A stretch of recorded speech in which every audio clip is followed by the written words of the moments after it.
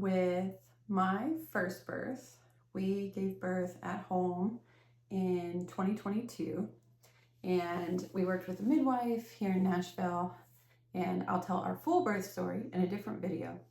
But today I kind of want to talk about how we prepped so much for birth, and I feel like that's a lot of times, we get so caught up in our head that we need to think about how to give birth, practice our breathing, practice all these things to prepare for the actual labor, and we kind of forget to put emphasis on everything else that comes with it. And for me, that was one of the most overwhelming things in postpartum, is that I didn't do enough prep work to prepare myself for that postpartum period.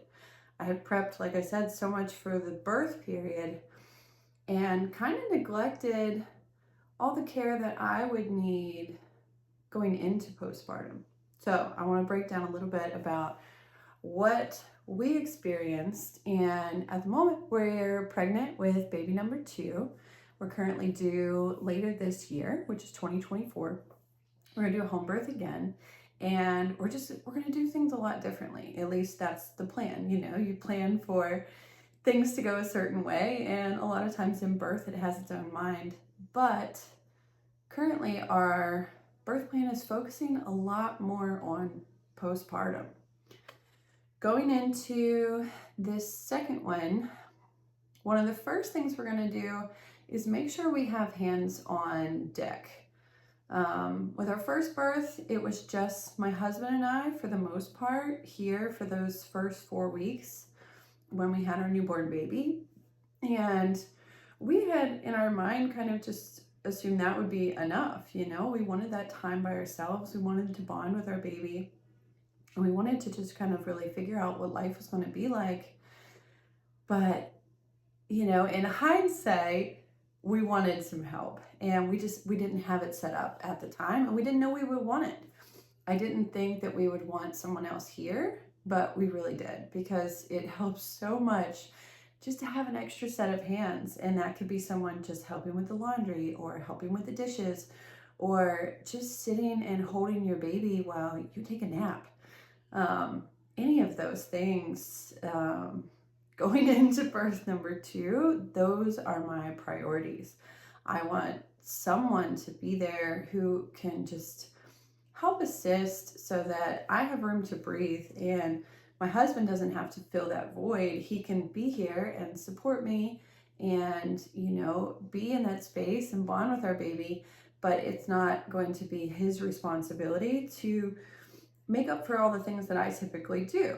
I typically kind of run our household, I guess chores, you might say it, but it's just kind of keeping the house in order.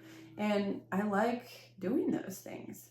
So postpartum the last time, not being able to do them and not having anyone else really to do them, my husband was exhausted. We had such an exhausting birth, and we were worn out. It's not that he can't do it, we needed that time to regroup. So like I said, going into the second one, we're really going to prioritize having help.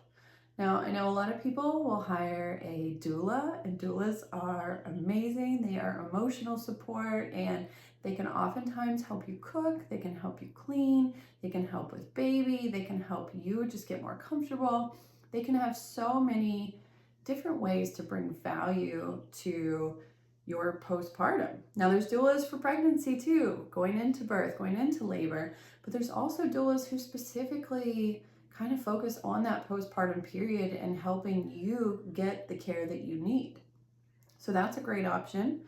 For us, we're going to make sure either my mother or my mother-in-law is here. And like I said, the first time we gave birth, we didn't know if we would want that. We kind of wanted that space to kind of figure things out on our own. But going into it the second time, we know we want that help here. And we know both of them have been here, with our little one now. So they kind of know our routine a little bit. So going into it, it's going to be a little bit more smooth to transition them into that, chaos of newborn baby. Everything's a little bit different. That's our plan, to honestly rotate them. I want one here for a while and then the other one here for a little while, because, as the mom, as soon as you give birth, you need to heal. And in order to heal, you really have to rest. And I can tell you that, taking care of a newborn baby by yourself, it's really hard to rest. They're not sleeping on a great schedule yet. Oftentimes they need diaper changes, they need different, needs. And oftentimes it's hard to really focus on your own needs, which are really important, because the better that we are able to rest in those first 3 to 4 weeks, sometimes it's longer depending on how your birth went. For me, the first 3 weeks with our first birth, it was crucial that I stayed stationary as much as possible. I couldn't do household chores because, after your placenta, is kind of birthed in that process, you have a big wound inside of your uterus. And unless you rest, that wound will keep getting irritated and will keep opening, essentially, and it will struggle to heal. Even resting and getting a ton of sleep and, really trying to take care of myself, it still took a solid 3 weeks to quit bleeding. I forget the exact, it might have been a good 3.5 weeks. And like I said, for some people it's longer and for some people it's a little bit shorter. Everybody's a little bit different with how their body heals and how they kind of work through that process. And it's a difference between, is this your first baby, second baby, third baby, fourth baby? That healing is going to be different. And how did your birth go? Depending on how that birth went, you might have different levels of healing that you need to work through. You might have had tearing, you might have had complications, you might have had unexpected surgery, you might have had things that just kind of came up out of nowhere, and you need the ability to rest. So that's why we are really prioritizing it going into the second birth. Like I said, as much as we can, stuff can still hit the fan and who knows, but that's our biggest focus. We also have 2 friends on deck that are willing to be here and support us, and not be here full time, but just kind of, come over every now and then and just have that extra hand. Another big thing in postpartum that really hit me was almost like that social isolation.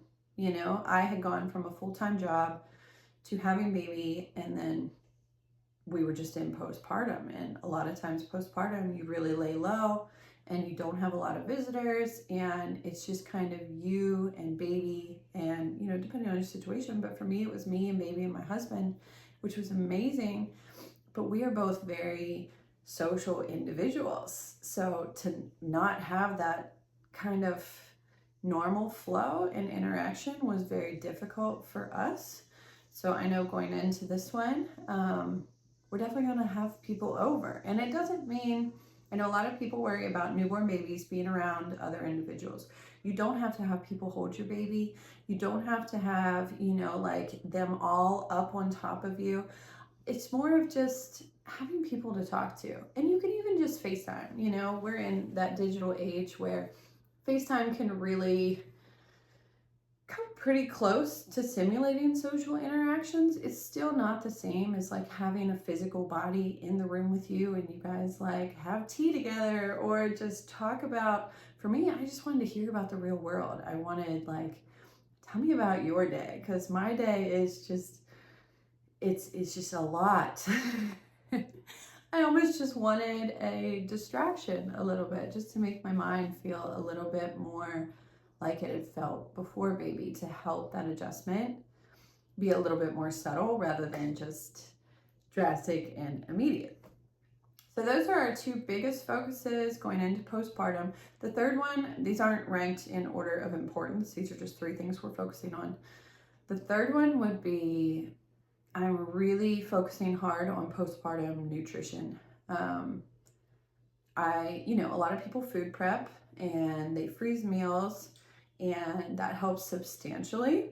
But it's also important, and like I'm going to focus on so hard this time, is prepping meals that are super nutrient dense so that when I'm getting those meals that it's really supplying my body with a lot. And that can be a lot of bone broths, like very brothy soups, very warming. I mean, some people have babies in the summer and they want nothing to do with soup, and I totally get that. So there's different ways you can kind of work around it. For us, we're going to have like a late fall, almost winter time baby. So I'm going to want soups. I'm going to want warm. I'm going to want cozy. I'm going to want, those all just kind of blend well with our timeline. If it doesn't blend well with your timeline, you need to come up with nutrient dense foods that you're going to want. If it's, the middle of July and it's 95 degrees outside, what will you want to eat? I would still make the broths anyways. I would make the soups, make the broths, have them on deck, and worst case scenario, you just don't eat them right away, but have them there so that you have the option of foods that can really, fuel you. And there's so many good foods. I'm literally just telling you one, but do some research on what foods can really feed your body, especially if you're breastfeeding. So you'll not only be healing, but also feeding another individual. And for some people, they've never done that before. It might be your first baby. I know for my first baby, breastfeeding was a lot. That'll be a whole different video that we'll get into, but it really takes, it takes a lot from you. Sorry. Breastfeeding really takes a lot from you, but that's your body giving those nutrients to your baby, but you need to be making up for those on the front end. And at our first birth, I didn't have enough food prepped that was really fueling my body. Like, we had food, but going into the second birth, I'm going to plan those foods so much better. And for you, if you have the budget for it, there are companies that literally make food for postpartum moms. They make all the superfoods. They make all the really dense foods, all the really good stuff for you, and they can have it prepared. And a lot of them will ship it right to you. It depends on your city. It depends on what your availabilities are. But if you have that wiggle room in your budget, I highly, highly recommend looking into it, because then you don't even have to do the work. For me, I'm going to do it myself. I love to cook, especially this pregnancy. I've been really into cooking and baking and prepping. So I'm kind of just in that groove, and it's working out really great. I didn't want to do all those things first pregnancy. I wasn't feeling it, but this one has been totally different. It's been really good. So that's our three big focuses going into postpartum. Like I said, I'll make a whole different video about how we're going to focus on breastfeeding differently, because that was another one that I didn't do enough research on before having the baby. And it led to watching YouTube videos at 1 o'clock in the morning and 3 o'clock in the morning and troubleshooting and feeling pretty lonely. So that, like I said, I'll make a whole video on that as well, of how we're going to shift and do things a little differently with going into birth number 2 and baby number 2, of how we're going to plan for that, how we're going to prep for that. And like I said, everything can hit the fan and maybe none of your plans work out, and that's okay. But all we can do, during pregnancy and while we're building up to this event, is plan the best that you can and do what you're capable of doing. If you feel awful, if you are just not able to do a lot of things, you gotta lean into that. Take care of yourself where you are now and how you're feeling now. Like I said, with this pregnancy, we're currently 17 and a half weeks. So I'm in that beginning of second trimester, to where I'm feeling pretty good. Some of my energy's back, and I'm like, this is the time to really start planning and start making some strategies. I didn't do those at all first trimester. You really need to, first trimester, you gotta rest. You really have to rest. We'll do a whole video on that too. But I'm in that space right now where I'm able to plan, I'm able to prep, and I'm going to start setting some steps in place to not only prep for the labor, it is important, But that's, for a lot of us, it's one day and then it's done. But then you have baby forever. So you just need to make sure that, are you ready for all the steps that come after labor? Have you read up on what happens postpartum? What is your body going to feel like? What's your body going to, what are some of those healing steps that it needs to go through? What are some herbs you can take to maybe support your body? What are foods you can take to support your body? How are you going to hydrate best? How are you going to get rest? Who's going to be there to help you so that you can get rest? What if baby doesn't sleep? What if they're on a very erratic schedule and for quite a few days, maybe weeks, they won't get more than 2 or 3 hours of sleep at a time? How are you going to work through these things so that your mental health and your physical health are supported so that you can best support your baby and your family? So like I said, more videos coming. I could talk about this topic for literally weeks. But I just wanted to make a quick one about this because in hindsight, it's something I wish I had prepped and planned for more with our first birth.